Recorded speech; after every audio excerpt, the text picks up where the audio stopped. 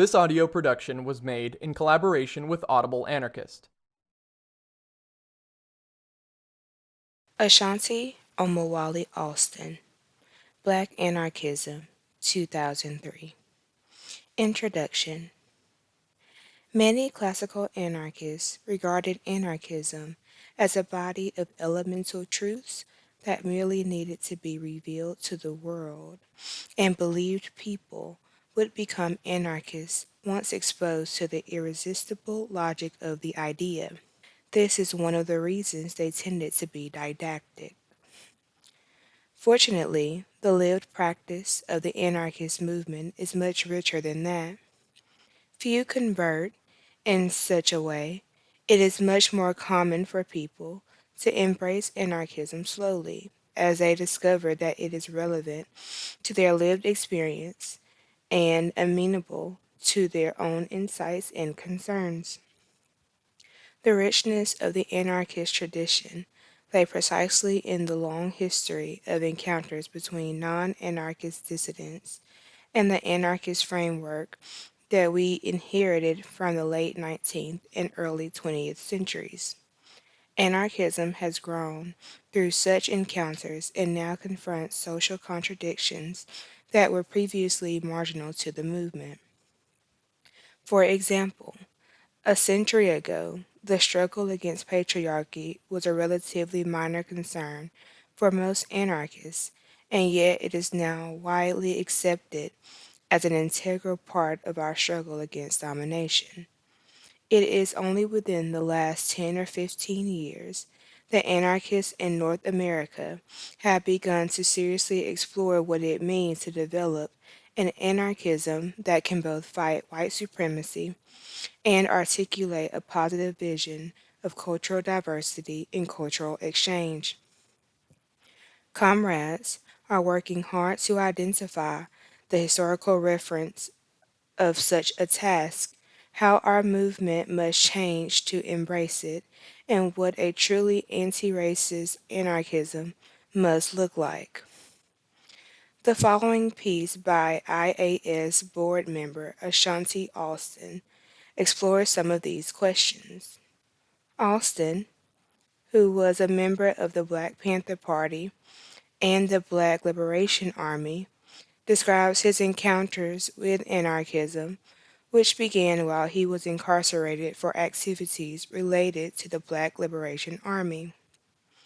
He touches upon some of the limitations of older visions of anarchism, the contemporary relevance of anarchism to Black people, and some of the principles necessary to build a new revolutionary movement. This is an edited transcript of a talk given by Alston on October 24, 2003, at Hunter College in New York City. This event was organized by the Institute for Anarchist Studies and co-sponsored by the Student Liberation Action Movement of the City University of New York. Chuck Morse. Black Anarchism. Although the Black Panther Party was very hierarchical, I learned a lot from my experience in the organization. Above all, the Panthers impressed upon me the need to learn from other people's struggles. I think I have done that, and that is one of the reasons why I am an anarchist today. After all, when old strategies don't work, you need to look for other ways of doing things to see if you can get yourself unstuck and move forward again. In the Panthers, we drew a lot from nationalists, Marxists, Leninists, and others like them. But their approaches to social change had significant problems, and I delved into anarchism to see if there are other ways to think about making a revolution.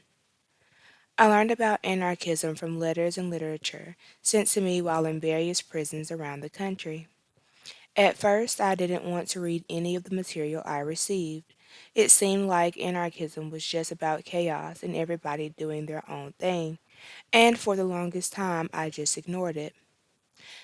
But there were times when I was in segregation, that I didn't have anything else to read, and out of boredom, finally dug in, despite everything I had heard about anarchism up to the time.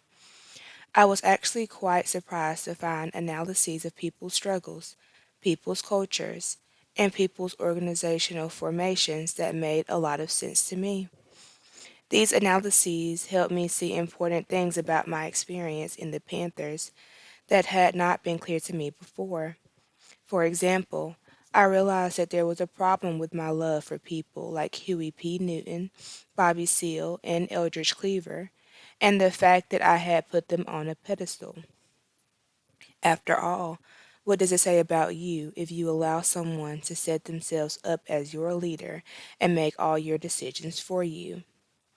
What anarchism helped me see was that you, as an individual, should be respected and that no one is important enough to do your thinking for you.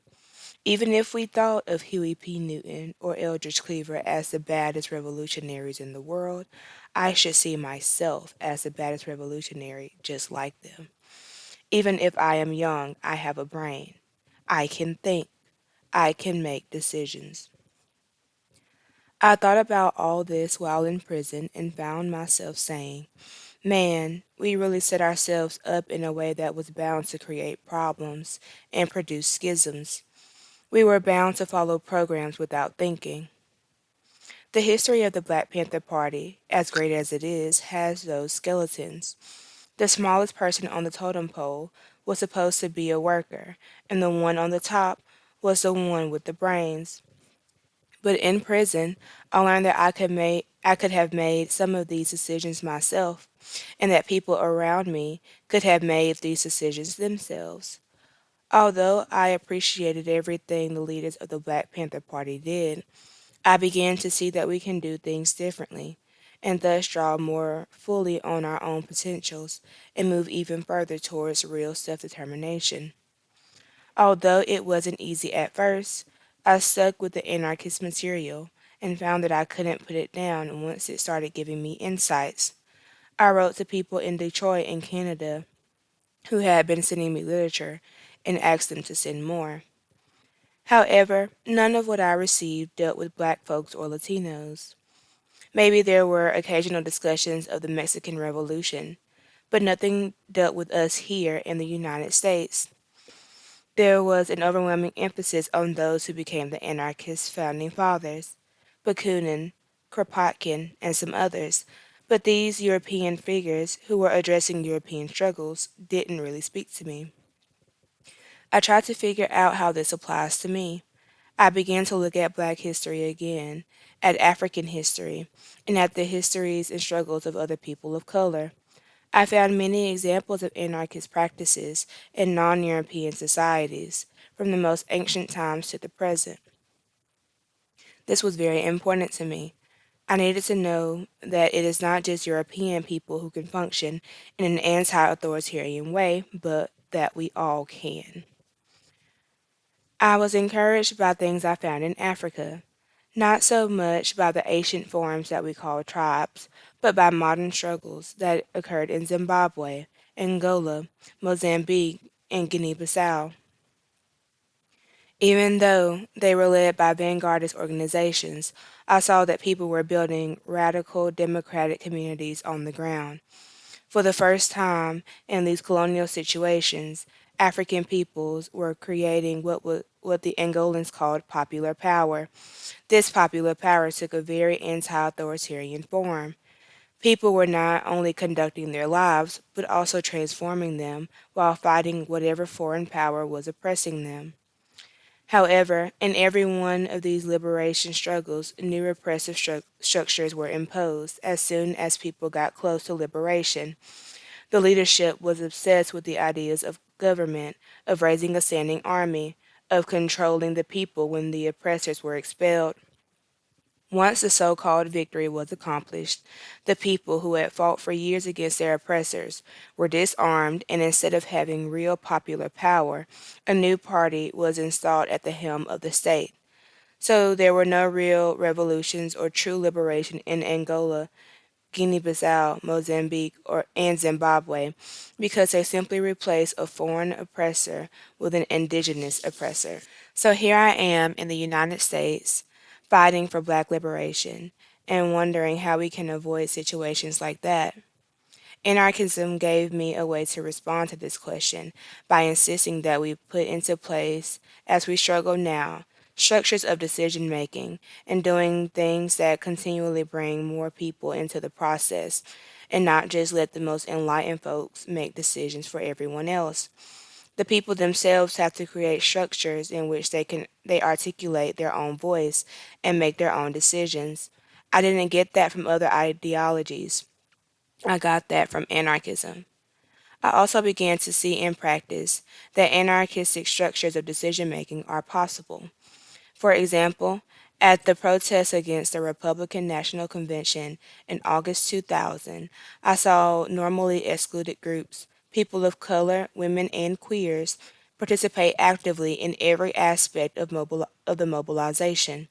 We did not allow small groups to make decisions for others, and although people had differences, they were seen as good and beneficial. It was new for me, after my experience in the Panthers, to be in a situation where people are not trying to be on the same page and truly embrace the attempt to work out our sometimes conflicting interests. This gave me some ideas about how anarchism can be applied. It also made me wonder, if it can be applied to diverse groups at the convention protest, could I, as a Black activist, apply these things in the Black community? Some of our ideas about who we are as a people hamper our struggles. For example, the Black community is often considered a monolithic group, but it is actually a community of communities with many different interests.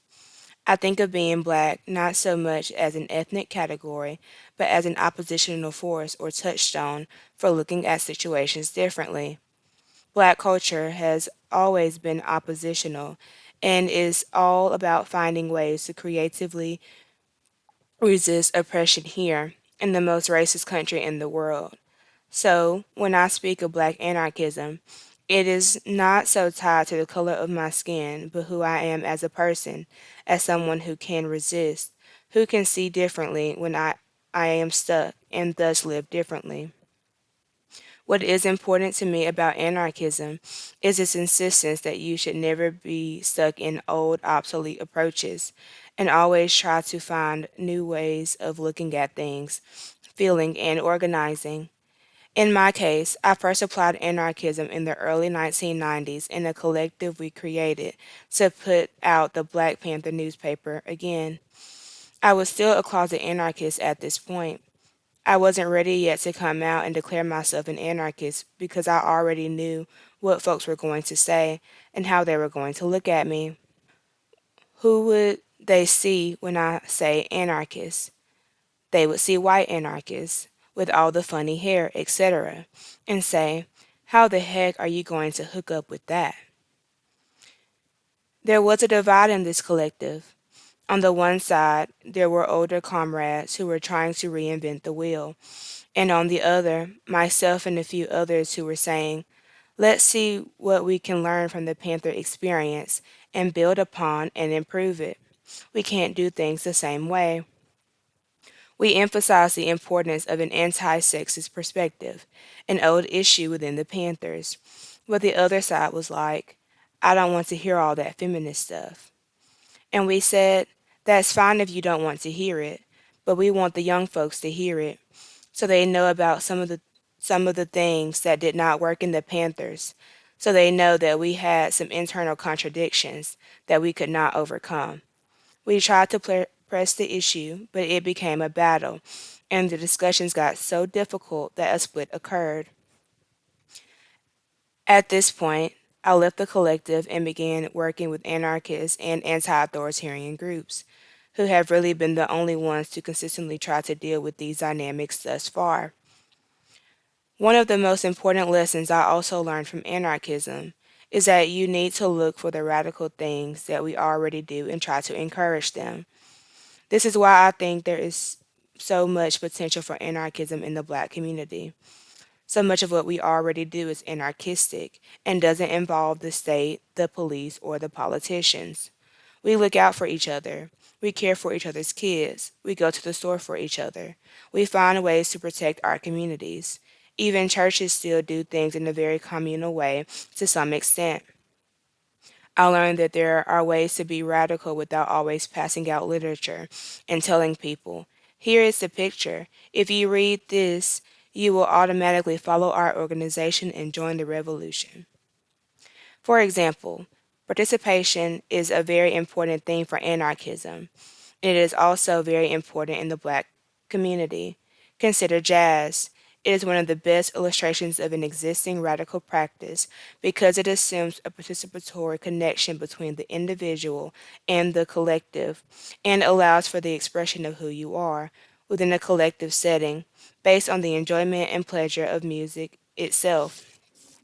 Our communities can be the same way.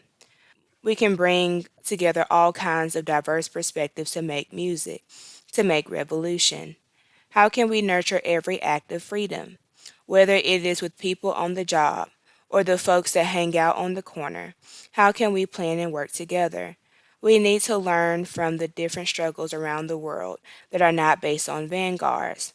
There are examples in Bolivia. There are the Zapatistas.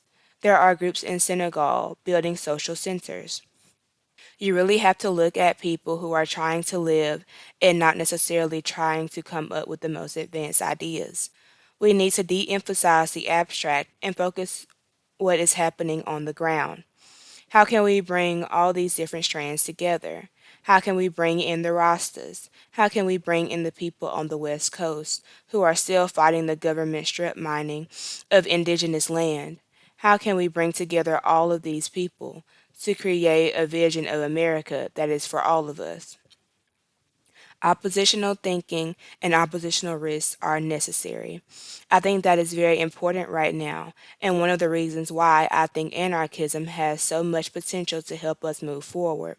It is not asking of us to dogmatically adhere to the founders of the tradition, but to be open to whatever increases our democratic participation, our creativity, and our happiness.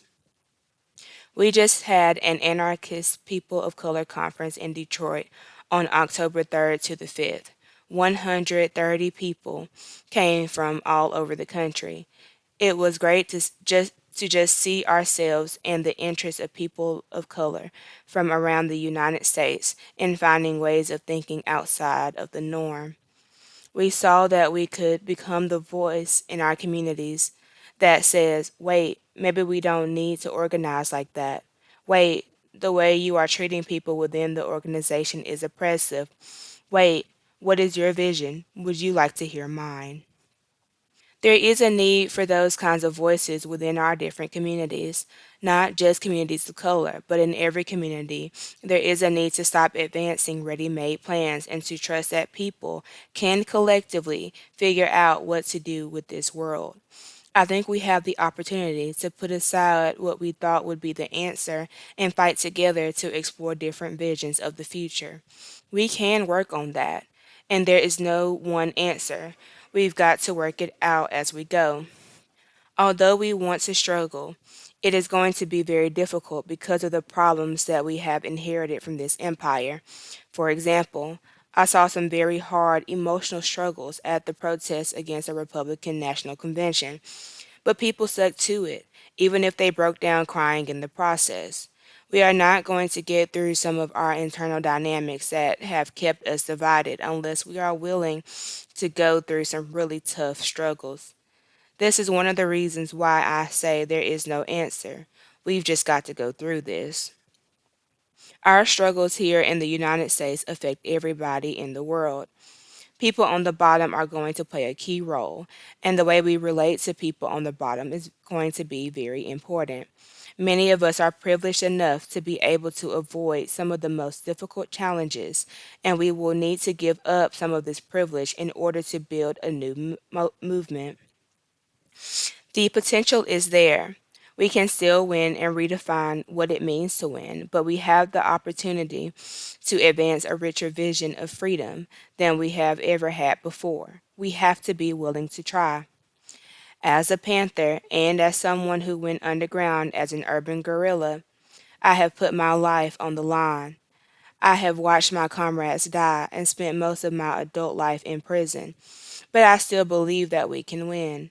Struggle is very hard, and when you cross that line, you risk going to jail, getting seriously hurt, killed, and watching your comrades getting seriously hurt and killed. That is not a pretty picture, but that is what happens when you fight an entrenched oppressor. We are struggling and will make it rough for them, but the struggle is also going to be rough for us too.